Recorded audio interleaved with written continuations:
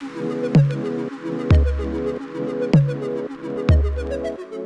this video, we will explain how the multi-information display works and how to use it.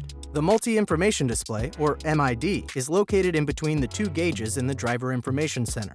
To operate the multi-information display, first enter the vehicle. An opening welcome animation will display on the screen for 20 seconds. At the 7 o'clock position behind the steering wheel are controls that allow you to adjust the MID screen settings. Press and hold the middle button. All settings can be accessed when the vehicle is not in motion. To access different screens on the MID, press up or down on the switch located on the left side of the steering wheel.